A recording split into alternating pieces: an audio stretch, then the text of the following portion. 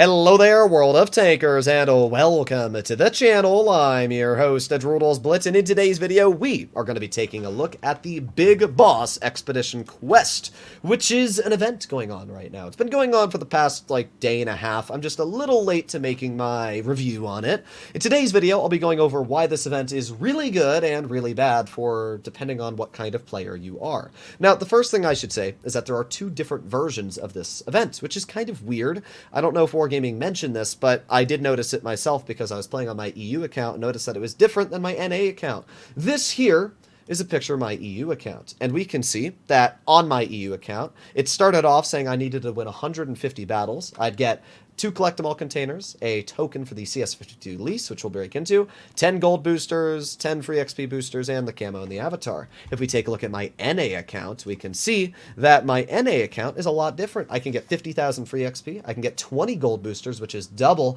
and I can still get all the other rewards. So what gives? Well, it's pretty simple. The amount of games you play correlates to how challenging your quest is. If you play a lot more games monthly, like me, then you're going to get the big ol' boy quest. If you don't, then you're going to get the small one. It makes sense, and honestly, I can't blame Wargaming for that, because, yeah, getting your hands on all these rewards are quite painful. For example, 200 battles is how many you need to get the token for the CS-52 LIS. And by the way, it's not battles, it's wins. That means that if you're a 50% player, it's going to take you on average 400 wins to get your hands just on the free tank, not even counting the collectible containers. That is a lot of wins. That means you're going to be having to average, what, like 50 to 40 games a day for the rest of the event, and that's about 2.5 hours daily if you wanted to complete the entire event. Yeah, that's a lot of games. So depending on your win rate and skill level, this can massively just affect how much time you need to spend playing this game.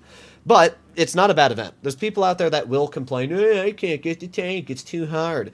You know what I always say? It's free. You don't need to do it. Nobody's forcing you to do this event, and it's not Wargaming's job to make a tank easy for you to get. It is easy. You win battles. If you have enough time to get your hands on the vehicle, then you get your hands on the vehicle. If you don't have enough time to get your hands on the vehicle, then you don't get the tank. It's not the end of the world. It's a video game. Wargaming didn't need to do anything for free, and that's what I always say. People always complain about tanks coming out for free. Hey, I need to average more damage. I'm like, bruh, it's a free tank. Why are you complaining? Either way, let's talk about the LIS. I actually made a video about this tank maybe a month ago, and it just so happened that Wargaming is now releasing it for free once again. Now, here's the great things about this vehicle. For example, I have this tank on my free-to-play account, and I was wondering, do I get credits for the tank if I get it again? No, it's better. You get 3,000 gold in compensation. That is crazy good. That means that if you're a player like me on free-to-play, you can just get a lot of gold and possibly spend that on whatever you want. That's just a really good deal, though, so I'm definitely going to be getting this tank on my free-to-play over the next week or so. Not only that, but the tank itself is fantastic if you don't already have it. First of all, it features a crazy good gun, not only featuring very solid DPM, upwards of 2100, but it also features 290 damage per shot, which is really good. I mean, that's enough alpha to outtrade the majority of tier 8 mediums, let alone tier 7 and tier 6 like we have in this battle. The tank is somewhat fast. It goes at a top speed of 47. I wouldn't say it's, crazy fast, because it's not. There are a lot better tanks, but still, it's a really, really good mobility for the fact that this tank has the massive alpha that it does, and the best part, it features crazy good armor. The upper plate and turret of this vehicle are nearly impervious to the majority of tier 6 standard ammunition, and what that means is even when they're loading premium, because of the way it's angled, you'll still probably get some bounces here and there. I mean, the fact that this tank can actually work somewhat like a heavy against equal and lower tiered opponents is kind of crazy. There's not a lot of tanks that you can name that are actually able to do that. Now, I have no clue what's going on in this game. As usual, it's tier 7 and nobody knows what they're doing. So our entire team is going A side, but apparently so is theirs, except for that guy. Interesting. What? More interesting. So the Helsing on their team, what the heck am I witnessing, man? Oh boy. Well, welcome to World of Tanks Blitz, where skill is your latest departure. I love that quote. It's definitely one of my favorite lines to say. But we already managed to get a big ol' slapping HE out into that enemy Type 62, and we're going to go over towards this way. We got the Annihilator off to the side, Type 62's over here. I don't really want to fight the Annihilator. I'm not really sure what to do. Now, the good news is that if the enemy does, let's say, try to YOLO me, because of the whereabouts my team are at, it's going to be very hard to do so. We're going to get another slapper into that Type 62 for 360. Not a crazy roll, and this thing can definitely roll higher. The HE Alpha is insane on this tank, but still, pretty decent chunk. Alright, let's get a nice slap into the Annihilator. There you go. Then we're going to start aiming towards Charles.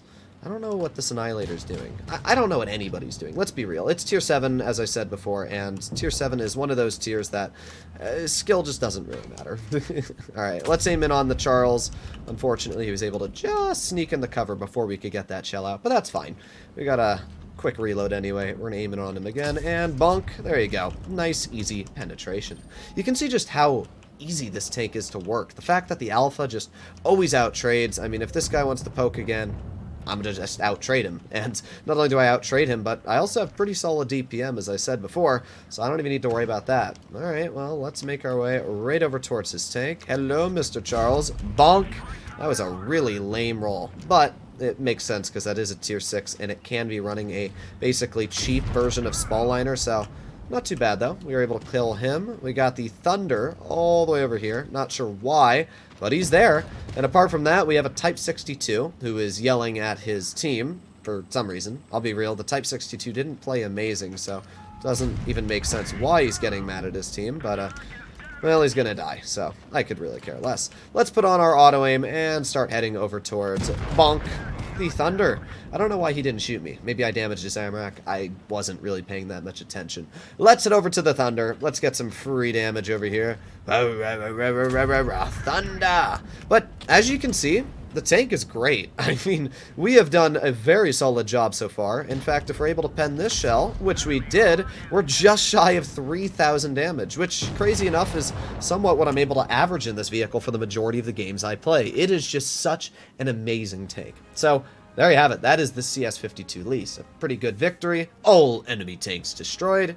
We did 2,936 damage, and, is there really anything else I need to say? We got a first class. We were able to roll out 112,000 credits. I mean, it's just a great tank. Overall, the LIS is a must-have. If you have the time to grind this event, I would suggest to. If you don't sweat it. It's a tier 7. It's not the end of the world. There's plenty more events to come out. We had the Eagle 7 event literally just a couple weeks ago.